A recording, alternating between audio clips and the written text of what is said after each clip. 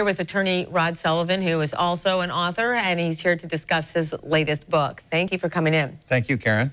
Tell us about your book, what the title of it is, and how you got fixated on doing this. Well, first of all, the title is The Wedding Album of Roosevelt, 1904.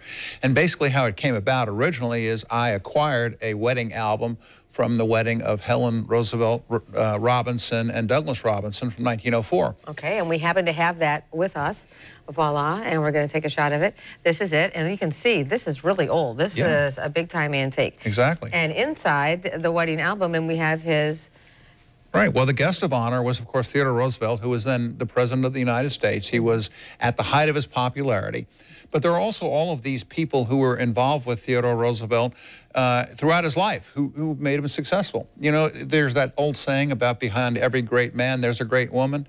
That's particularly true in the case of Theodore Roosevelt, because without the women that were around him, he would not have become the president and the great man that he was. Well, they're all in this book, including his wife, Edith Roosevelt, his sisters, Mamie and Coney Roosevelt, and the rest of his family. The other interesting thing about this, though, is that it was at this wedding that Franklin Roosevelt and Eleanor Roosevelt announced their engagement. And so this was sort of their coming out party. They're both in the wedding. Franklin Roosevelt is an usher at the wedding. Eleanor Roosevelt is in the wedding party. And this is when they start becoming, you know, a couple. They're going to get married about a year after this. So the book traces from 1904, when this wedding took place, to 1918, when Theodore Roosevelt passes away. And you think about what happened during that period of time.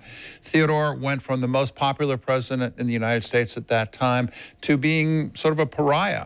And Franklin Roosevelt, at the same time, goes from being a young Harvard Law School graduate up through becoming Assistant Secretary of the Navy. And at the very end of this period, Eleanor Roosevelt finds out that Franklin Roosevelt has not only been unfaithful to him, but is in love with another woman, and finds his love letters. The drama. Yes, so there's drama during this whole 12-year period. So, which is why I thought it would make a great book. You know, this very same weekend that this wedding took place, the worst disaster in the history of New York City before 9/11 occurred. A ship called the General Slocum sunk on the way from Manhattan to a picnic.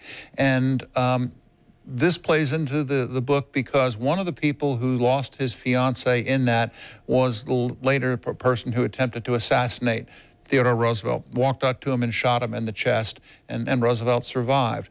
So there are all these interlocking lives that all come together in this group of people who are at the wedding. Okay. Tell us how you became interested in this and what your personal connection to this legacy is. Well, my grandmother was a school teacher, and as a child, she would take me, or she did take me, to Sagamore Hill, which is Theodore Roosevelt's home on Long Island.